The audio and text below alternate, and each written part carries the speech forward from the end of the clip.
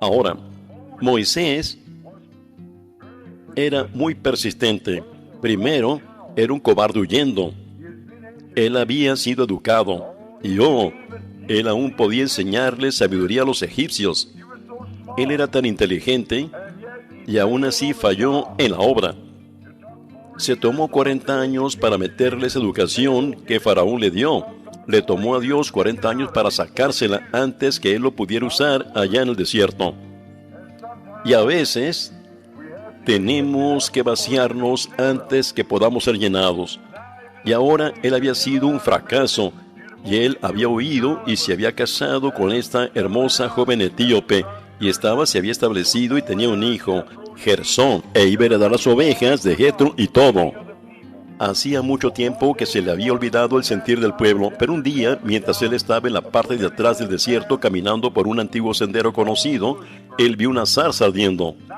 Ahora, nunca trató de examinar el arbusto y dijo, creo que iré allá y le quitaré unas hojas y la llevaré allá al laboratorio y veré qué pasa, que no se queman. Y se habían estado quemando allí por 1 hora, pero ellas no parecen, el árbol no se consume.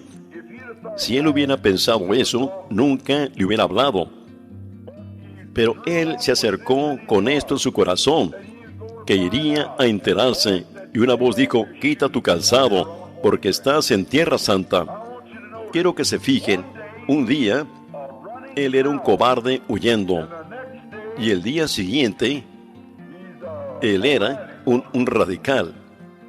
El día siguiente, cuando él se había ido de Egipto, cuando tenía todo el ejército en sus manos para librar al pueblo, y ustedes saben, cuando uno oye la voz de Dios, lo hace actuar raro, hacer cosas raras, extraño y peculiar. Ahora, solo piensen, él tiene 80 años ahora, probablemente con una barba colgándole hasta su cintura, tal vez su cabeza calva brillando, vello alrededor de su cuello, y ahí él va en camino a Egipto, con su esposa ahorcajada sobre una pequeña mula, y el bebé en su cadera, una vara torcida en su mano, sus ojos mirando arriba, solo alabando a Dios. ¡Qué cuadro tan raro! ¿A dónde vas, Moisés? Vamos allá a Egipto a conquistar. Una invasión de un solo hombre. Ustedes no lo pudieran detener.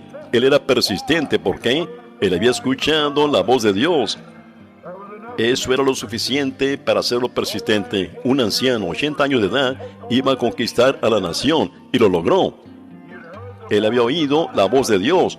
¿Cómo va él a conquistar con esa vara en su mano? Un ejército entrenado, 1 millón de hombres parados allí. Más de 1 millón de hombres que habían conquistado el mundo en aquel entonces.